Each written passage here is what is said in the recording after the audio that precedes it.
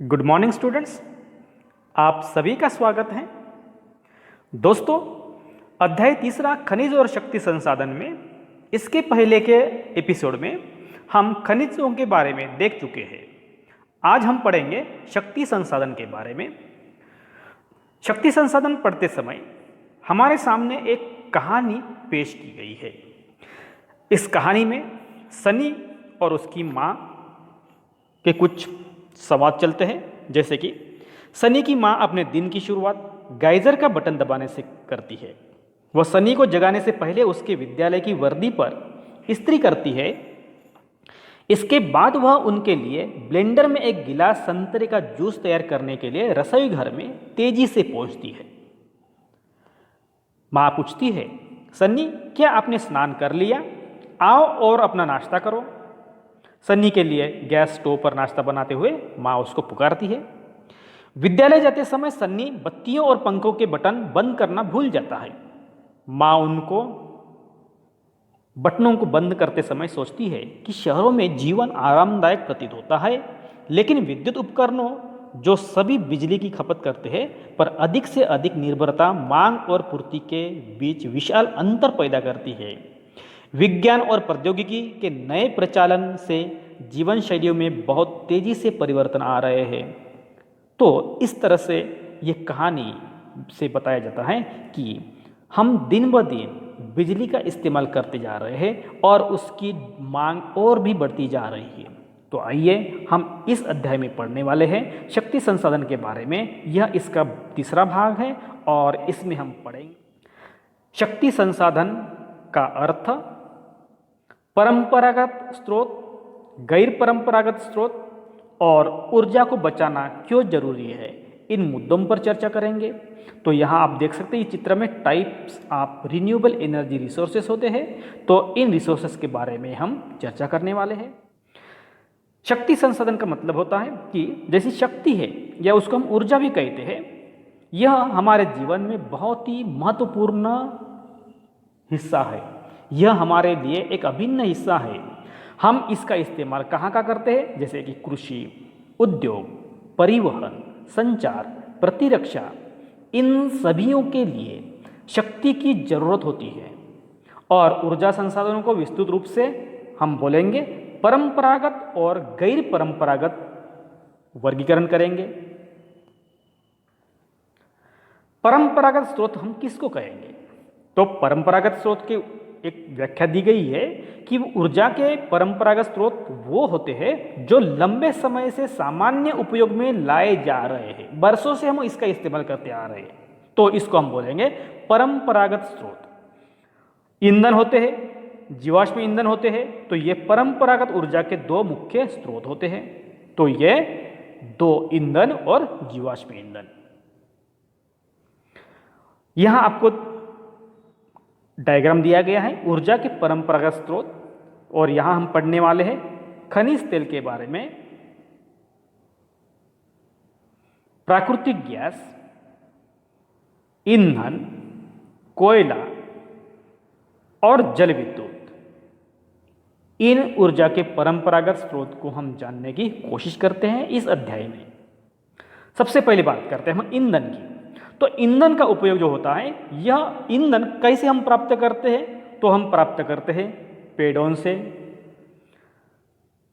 कोयले से, और इसका उपयोग हम करते हैं खाना पकाने के लिए, ऊष्मा प्राप्त करने के लिए इस्तेमाल किया जाता है। और हमारे देश में ग्रामीण भागों में लगभग 50% से भी अधिक ऊर्जा ईंधन से प्राप्त होती है, क्योंकि ग्रामीण इलाकों में अभी भी चूल्हे पर खाना पकाया जाता है और चूल्हे में लकड़ियों का इस्तेमाल किया जाता है, या गोबर के केक जो होते हैं उसका भी इस्तेमाल किया जाता है। जब ईंधन की हम बात करते हैं तो इसके कुछ लाभ भी हैं और हानि भी है। जैसे कि लाभ ये है कि ये सुप्राप्य है, ये आसानी से उपलब्ध होते हैं, आसानी से प्राप्त कर सकते हैं, और यह बहुसंख्य लोगों को ऊर्जा प्राप्त प्रदान करता है, और इसीलिए ये उसके लाभ होते हैं।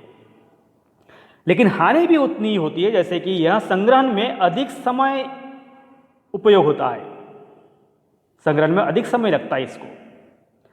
ये प्रदूषण फैलता कि क्योंकि हम जब जलाते हैं इसको तो इससे धुआं निकलता है, तो धुएं के कारण ये वायु में प्रदूषण फैलाता है और हरित गृह प्रभाव में वृद्धि करता है। और यह एक बार इस्तेमाल करने के बाद ये दोबारा हम इसका इस्तेमाल नहीं करते, मतलब निर्नवीकरणीय प्रकार का ईंधन होता है। तो ये हो गए इसके लाभ और हानि।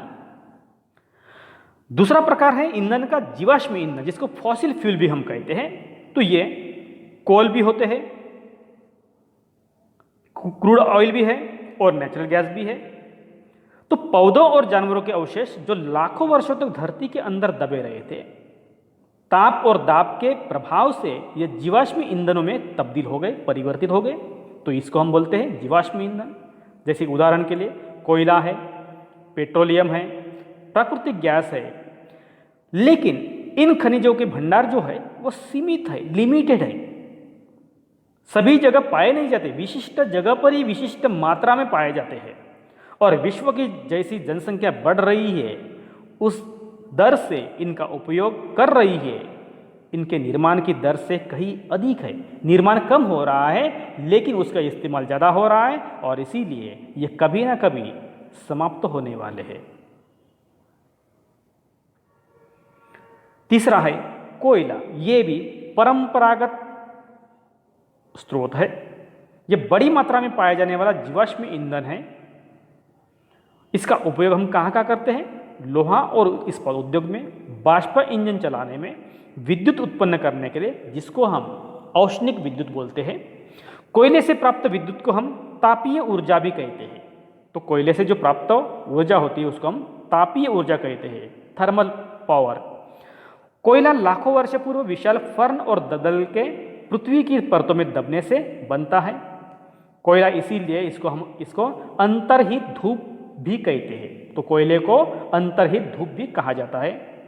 विश्व में कुछ देश हैं जहां इसके भारी मात्रा में भंडार पाए जाते हैं, जैसे कि चीन, संयुक्त राज्य अमेरिका, जर्मनी, रूस, दक्षिण अफ्रीका और फ्रांस। इन देशों में इनके ज़्यादा से ज़्यादा भंडार पाए जाते हैं।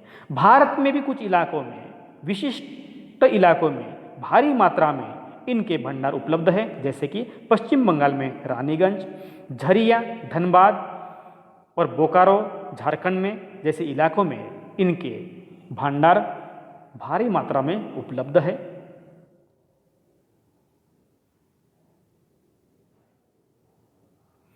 कोयला की जब हम बात करते हैं तो कोयला के कुछ लाभ भी होते हैं जब इसका इस्तेमाल करते हैं और कुछ हानि भी होती है। जैसे कि ये लाभ ये है कि विस्तृत रूप से उपलब्ध है ये भारत में, विद्युत रूपांतरण के लिए इसका उपयोग किया जाता है। लेकिन हानि ये है कि जब इसको जलाते हैं तो इससे धुआं निर्माण होता है, कार्बन डाइऑक्साइड निर्माण करता है, तो इससे प्रदूषण फैलता है। परिवहन के लिए ये भारी होता है क्योंकि एक जगह विशिष्ट जगह पाया जाता है और इसीलिए इसको दूसरे जगह जहां इसकी आवश्यकता है उसका परिवहन के माध्यम इसको लेकर जाना पड़ता है, परिवहन के लिए भारी है। तो यहाँ आप देख सकते हैं तापीय ऊर्जा संयंत्र के चित्र दिखाए गए हैं और आप इस मैप में भी देख सकते हैं कि थर्मल पावर प्लांट भारत के कुछ इलाकों में बताए गए हैं। यहाँ आप झूम करके भी देख सकते हैं, जैसे कि भारत में आप देख सकते हैं कि कौन कौन से राज्य में कहाँ कहाँ थर्मल पावर स्टेशन पाए जाते हैं, कि अलग अलग राज्यों में यहाँ बताया गया है कि आप देख सकते हैं इसको। तो ये भारत में औष्णिक विद्युत केंद्र, जिसको थर्मल पावर स्टेशन बोलते हैं, ये आपको यहाँ मानचित्र में दिखाए गए हैं।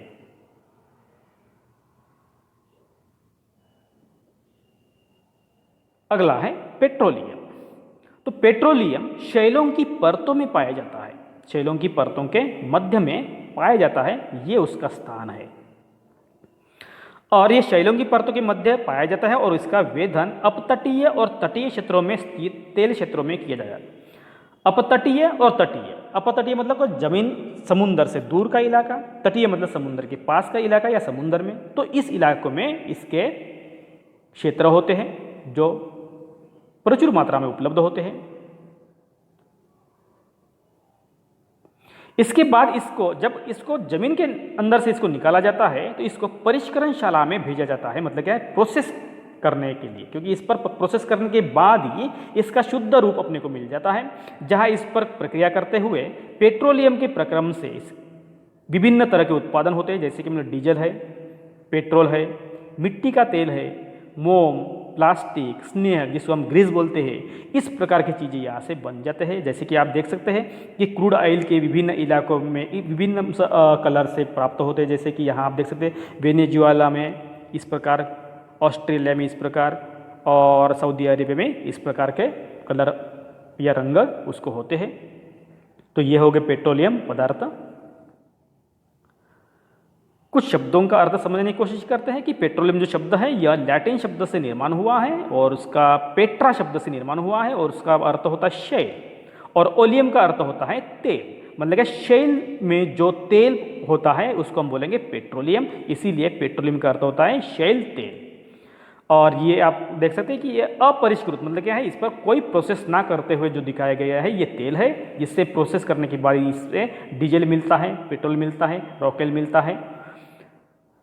और संपीड़ित प्राकृतिक गैस जिसको हम कॉम्प्रेस्ड नेचुरल गैस बोलते हैं, इसको प्रचलित पर्यावरण में हितैषी है, मतलब पर्यावरण को पूरक होती है और पर्यावरण फ्रेंडली है ये, तो इसका उपयोग ऑटोमोबाइल ईंधन है ये, क्योंकि यह पेट्रोलियम और डीजल की तुलना में कम प्रदूषण करती है और इसीलिए सीएनजी का इस्तेमाल करने के लिए ज़्यादा जोर दिया जाता है।